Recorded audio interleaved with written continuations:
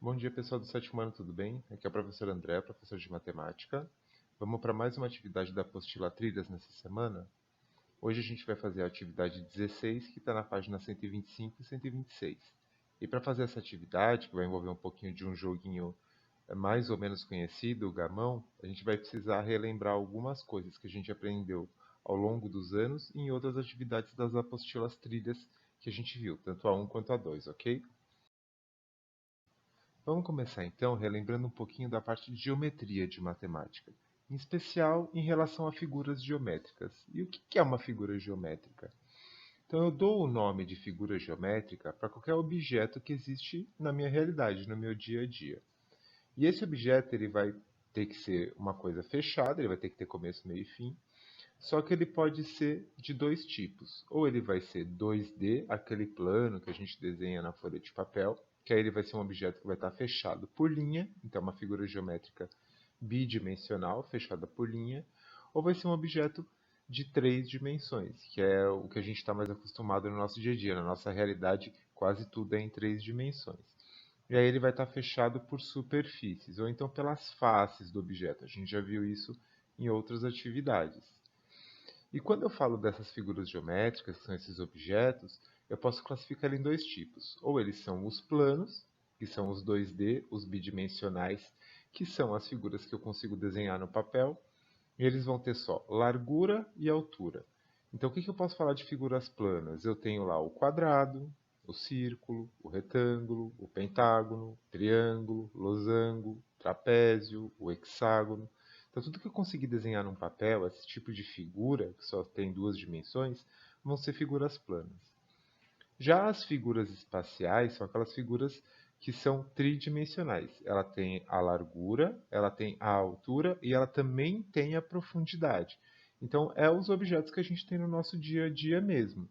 Então, aqui a gente tem como exemplo o tetraedro, que vocês conhecem como pirâmide, o octaedro, o cubo, que está na forma do dado, que a gente vai ver aqui na atividade, o dodecaedro, o cone, que é a casquinha de sorvete, cilindro, que é a latinha de comida, de milho, de ervilha, de azeitona, e a esfera, que é a bola. Então, a gente está muito mais conectado no nosso dia a dia com as figuras especiais.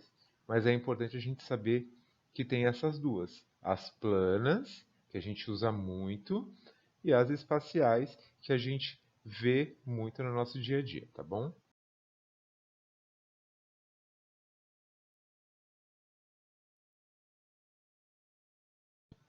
Vamos continuar relembrando algumas coisinhas ainda de geometria. Agora vamos falar sobre eixo de simetria, que está presente numa atividade bem recente que a gente fez. Então, quando eu falo em eixo de simetria, eu vou ter que imaginar uma linha, e essa linha ela vai dividir a minha figura bem no meio. Quando eu faço isso com a figura, quando eu divido no meio, eu vou ter duas partes dessa figura. Se essas duas partes forem idênticas, bem iguaizinhas mesmo, a mesma coisa que tem na parte um vai ter na parte 2, eu posso falar que essas figuras são simétricas. Se essas duas partes da figura têm diferenças, a parte um é diferente da parte 2, aí eu vou falar que essas figuras são assimétricas. E quando eu falo de eixo de simetria, eu não preciso ter só um eixo dentro da figura. Eu posso ter um eixo só, eu posso ter vários eixos ao mesmo tempo, ou então eu não posso ter nenhum eixo de simetria, que aí seria a figura simétrica. E esses eixos também, eles vão ter a direção que eu vou fazer esse corte. Ele pode ser na horizontal, deitadinho, na vertical, em pé, ou então na transversal, que é na diagonal. Então vai ter figuras que vão ter os três ao mesmo tempo, vai ter figuras que vai ter só um, ou só o horizontal, ou só o vertical. Vai ter figuras que não vai dar para cortar ela de jeito nenhum, que vai dar tudo sempre muito diferente, que são as assimétricas. Então, como eu vou ter que inverter essa figura para comparar, para saber se a parte um é igual à parte 2, a gente pode pensar no eixo de simetria como se fosse um espelho. Então, eu vou ver a parte um e a parte 2, só que eu vou ter que inverter uma dessas partes para comparar. Então, isso vai ficar um pouco mais claro aqui no exemplo. Nesse nosso primeiro exemplo, eu tenho uma figura simétrica. Então, eu tenho lá o rosto do panda, do ursinho panda. Eu vou dividir ele bem no meio, que é o meu eixo de simetria, E esse eixo de simetria aqui no nosso exemplo, ele está na vertical. Vou pegar a parte 1, não vou mexer, beleza. Vou pegar a parte 2 e vou refletir ela, vou ter que alterar ela, mudar, como se ela estivesse no espelho. Porque aí eu consigo comparar. Então, se a parte 1 é igualzinha à parte 2, que aqui no nosso exemplo foi o que aconteceu, o lado esquerdo ali do panda está igualzinho ao lado direito do panda, então elas são figuras simétricas. Isso se a gente levar em consideração o eixo de simetria vertical. Então, para o eixo de simetria vertical aqui, essa figura do panda ela é simétrica. Já nesse outro exemplo, ainda com a mesma figura do panda, eu vou traçar o eixo de simetria horizontal. Eu vou cortar ele deitado.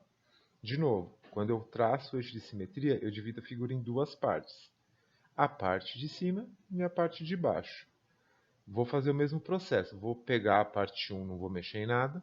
E vou pegar a parte 2 e vou alterar ela, vou virar ela, refletir, como se fosse um espelho. Que aí eu consigo comparar. Nesse nosso segundo exemplo, a gente vê que a parte 1 é bem diferente da parte 2. A parte 1 tem orelhinha, a parte 2 não tem. A parte 2 tem um focinho, na parte 1 não tem.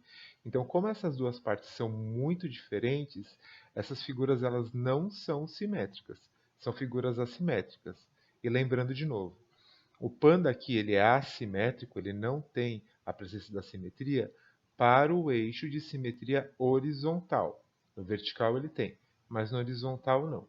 Então vão ter esses dois tipos de configurações da figura em relação à simetria. Ou ela vai ser simétrica, ou ela vai ser assimétrica, tá bom?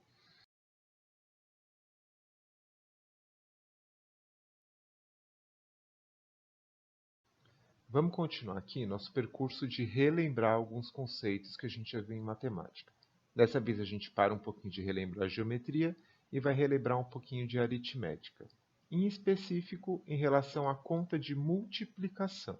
Apesar disso não ter sido tratado em outras atividades da apostila, a gente já viu isso em outros anos, né? Em anos anteriores lá na escola. Então, quando eu falo de uma conta de multiplicação, eu estou falando em dividir lá uma certa quantidade em vários grupinhos e todos esses grupinhos têm a mesma quantidade de coisas dentro. Ou seja, eu estou lidando com agrupamentos que têm a mesma quantidade de elementos dentro deles. Então, quando eu falo aqui no exemplo 3 vezes 5, eu estou falando que eu vou criar 3 grupinhos e cada um desses grupinhos vão ter 5 elementos dentro deles. Então, aqui no exemplo, eu tenho o primeiro grupinho com 5 elementos, eu tenho um segundo grupinho com 5 elementos, eu tenho um terceiro grupinho com 5 elementos. A resposta dessa conta, do 3 vezes 5, vai ser o total de elementos que eu tenho. Então, eu tenho 5 lá do primeiro grupinho, mais 5 do segundo grupinho são 10 elementos, mais 5 do terceiro grupinho, 15 elementos. Então, aqui no total, eu tenho 15 elementos que estão distribuídos em 3 grupos. Então, 3 vezes 5, 15 elementos. Se vocês prestarem atenção na minha fala, eu estou falando 5 mais 5 mais 5 elementos, vocês já vão ter uma noção de que a multiplicação ela não precisa ficar necessariamente presa a desenhos, que nem a gente fez no exemplo anterior. Então a gente vai começar a pegar a mesma ideia de multiplicação, de criar grupinhos, só que agora a gente vai colocar isso em números. Então eu estou agrupando, fazendo grupinhos e depois eu vou somar esses grupinhos. Então vamos ver o mesmo exemplo, só que agora com números. 3 vezes 5. Então esse 3 é quantas vezes vai repetir o número que eu estou lidando aqui na conta. Então eu tenho 3 repetições. O 5 é o número que eu vou usar. Então, esse 5 é que vai ser o objeto da minha repetição. Então, vão ser 3 repetições do número 5. Então, como que isso vai ficar? 5, primeiro número 5, mais 5, segundo número 5, mais 5, terceiro número 5. Então, aqui eu tenho 3 números 5, 3 vezes 5. E aí eu vou pelo mesmo processo, eu vou adicionar, fazer uma conta de mais. 5 mais 5, 10, mais 5, 15. Apesar de não estar usando desenhos aqui, apenas números, a gente continua com a mesma ideia. Eu estou juntando o total de elementos que tem nesses três grupos.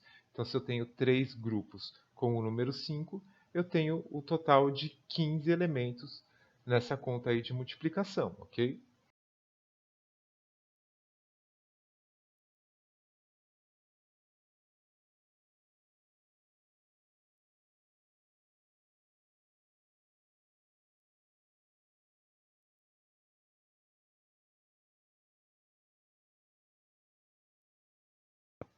E vocês lembram que eu falei lá no começo? A gente está revendo essas coisas porque a gente vai usar aqui nessa atividade que ela vai tratar de um jogo que não é muito conhecido, mas que existe há muito tempo. Eu mesmo só conheci ele pelo nome, não sabia como se jogava nem nada, mas que é bem interessante da gente aprender aqui. Então esse jogo é o jogo de gamão. Ele vai ser um jogo de percurso que num primeiro momento parece que é só andar com a pecinha de um lado para o outro e beleza, não tem estratégia, não tem nada. E não é isso, tem muita estratégia para jogar ele. E esse jogo, eu vou passar a regra aqui para vocês. E a intenção dele é levar as nossas pecinhas de um lado do tabuleiro para o outro lado, como se a gente fosse fazer uma corrida em volta da quadra. Então você vai pegar uma pecinha lá na esquerda, ela vai ter que dar a volta no tabuleiro e terminar lá na esquerda de novo, só que na parte de cima. Quando a gente joga o gamão, a gente vai jogar ele utilizando dois dados. E o jogador que ganha é quem conseguir tirar todas as peças do tabuleiro primeiro. O gamão ele não é um jogo muito recente, apesar da gente já conhecer ele há muito tempo. Ele é um jogo muito antigo que era jogado pelos egípcios há muito tempo atrás, há mais ou menos 5.000 anos. Então é um jogo que vem de antes de Cristo ainda, para vocês verem a idade que esse jogo tem, o quanto ele é antigo. E uma curiosidade é que foram encontrados estojinhos desse jogo egípcio, que o gamão foi baseado, que é o Senet, na tumba do faraó Tutankhamon, que é um faraó muito conhecido que vocês já devem ter visto na aula de história. Esse faraó, ele reinou lá no Egito de 1333 até 1323. Lembra que a idade de antes de Cristo a gente conta de trás para frente. Então, não se assusta aí, porque o número grande está antes do número pequeno, é porque antigamente, antes de Cristo, a gente conta a idade, assim, os números, né, dos anos de trás para frente. Então vamos ver um pouquinho melhor como que a gente joga esse joguinho de gamão aqui, tá?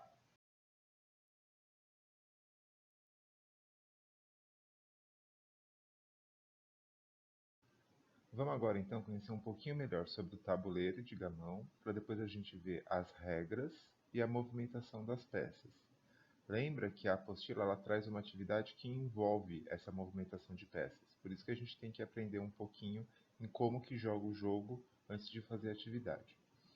Primeira coisa, o tabuleiro do gamão ele é dividido em duas partes. Eu tenho o campo das peças pretas lá em cima e o campo das peças brancas lá embaixo. Além disso, eu tenho o setor interno, que é onde eu vou começar a minha jogada e é onde eu vou terminar a minha jogada. Então, eu vou começar no setor interno e vou terminar no setor interno do meu adversário. E eu também tenho a barra central, que é onde vão ficar as peças que eu fizer a captura. Toda vez que eu capturar uma peça, ela vai primeiro para a barra central.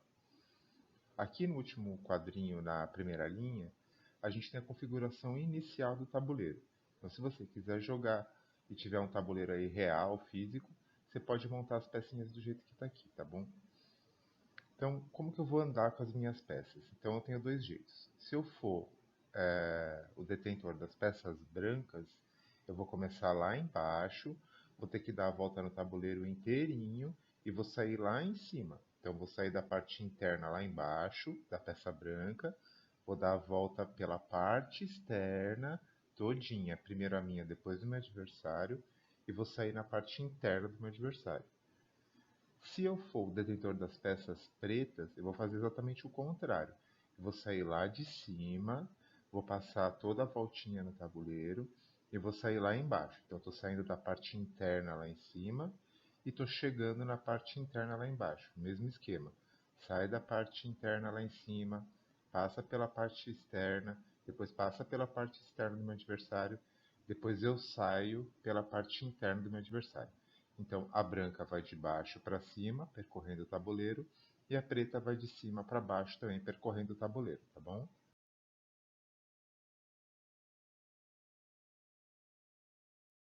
Vamos falar um pouquinho agora sobre a movimentação das peças do gamão. Eu tenho dois jeitos de mover a minha peça.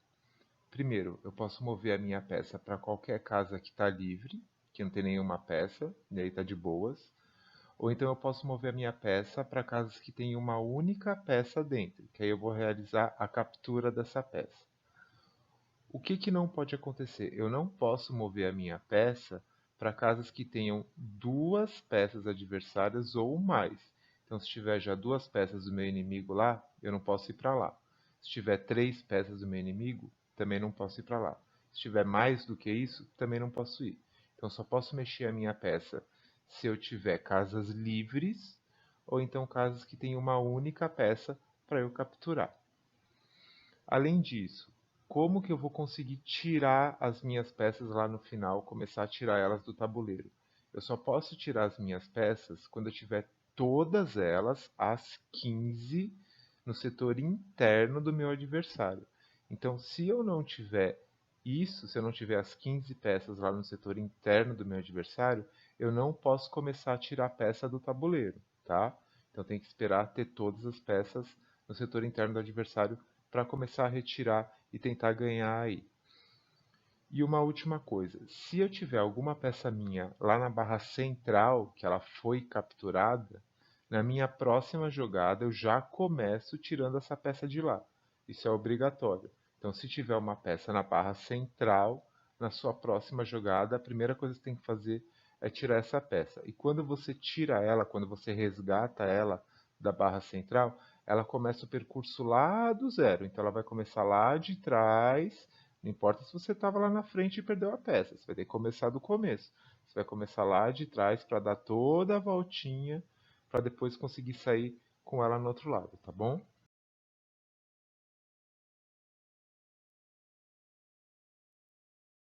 Vamos falar agora um pouquinho sobre os dados, o lançamento deles e como eu uso eles para andar com as minhas peças. Como eu tinha falado, esse jogo vai usar dois dados. Cada um desses dados vai representar exatamente um movimento de alguma peça.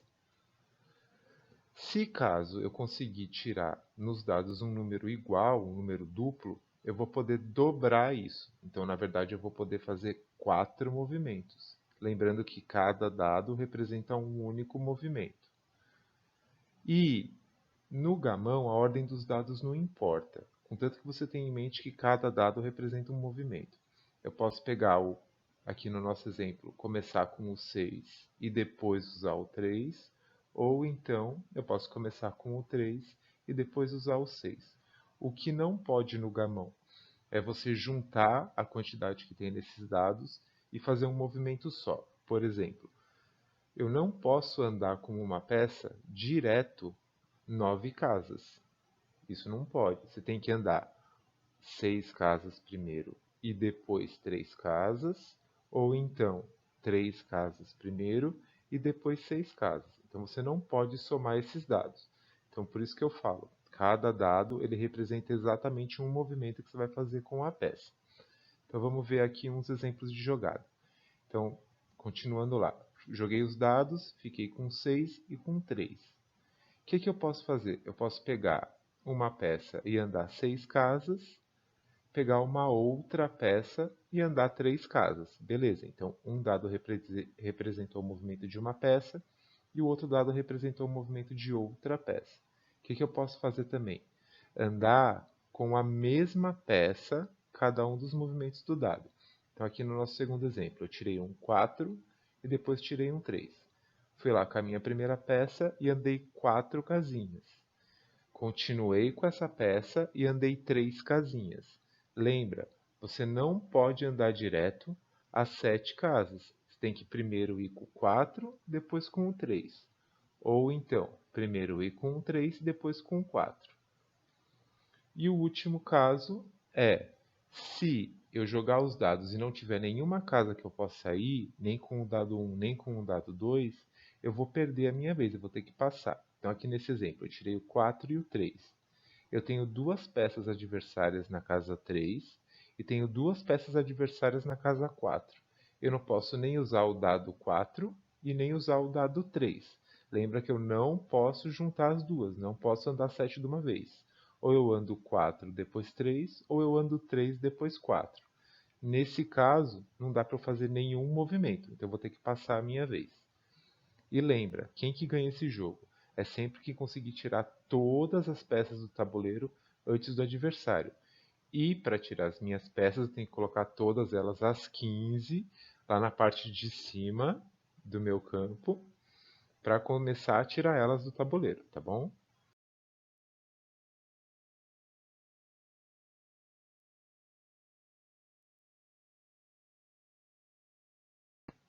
Agora que a gente viu um pouquinho das regras do gamão, mais ou menos como se joga e tudo mais, o que eu recomendo para vocês? Joguem. Tem versão online desse jogo, às vezes você tem um tabuleiro dele guardado aí num canto da sua casa e não está sabendo. Se quiser comprar também, ele é uma versão bem baratinha, tem várias lojas para comprar.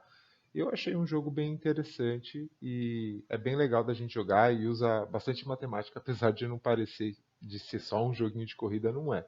Tem bastante estratégia aí. Então vamos para os exercícios da apostila agora. Então, exercício 1.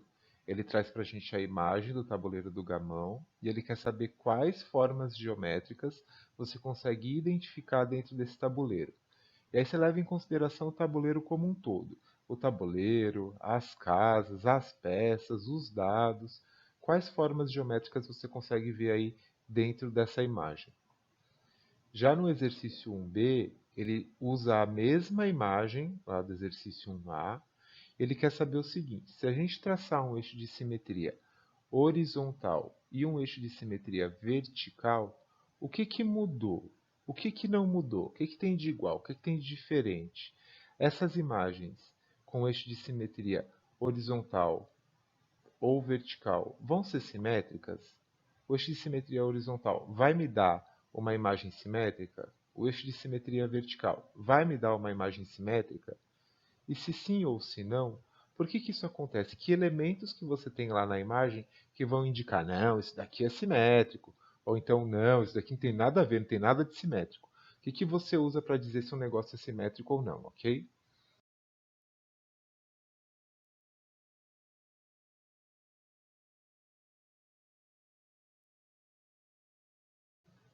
Continuando, o exercício C é um exercício que vai dar um pouquinho de trabalho para a gente fazer. O que que ele vai querer? Ele vai querer que vocês analisem as peças amarelas.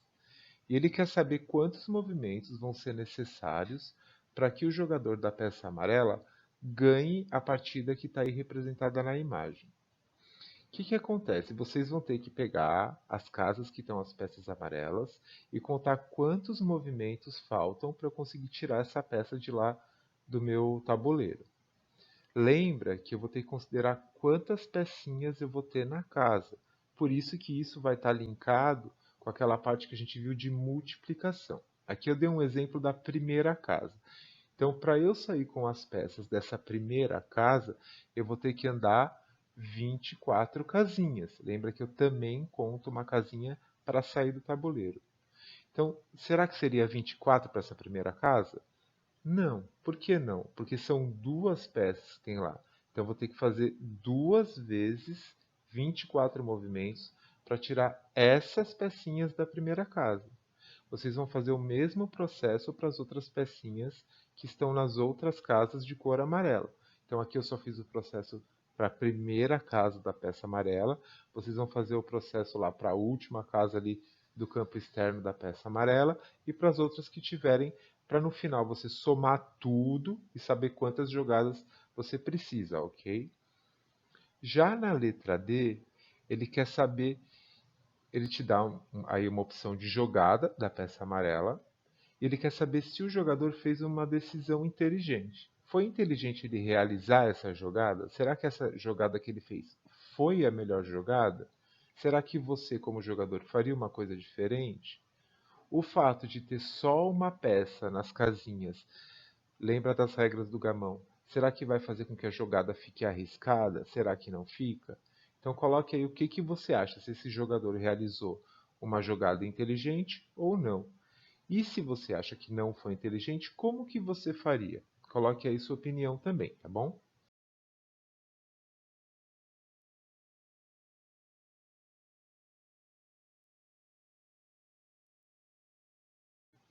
E com isso a gente finaliza aqui essa atividade da semana. Eu particularmente gostei bastante. É um jogo que eu já tinha ouvido falar, mas nunca tinha jogado. Eu espero que vocês tenham aprendido um pouquinho. Se tiver dúvidas ainda pesquisa, tem bastante coisa na internet, tem vídeos ensinando a jogar.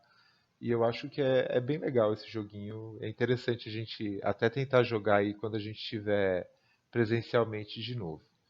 Então, a atividade ela envolve um pouquinho sobre conhecer melhor o jogo. Eu espero que eu tenha tentado ajudar vocês a resolver a atividade. Se tiver algum tipo de dúvida, não esquece de mandar mensagem, tá bom? E o recadinho que eu deixo sempre para vocês. Fiquem bem, cuidem de vocês mesmos, cuidem da família de vocês, realizem aí a atividade. Na semana que vem eu vou ver se eu coloco uma versão online desse joguinho para a gente jogar. E até a próxima. Se cuidem, abraços e tchau, tchau.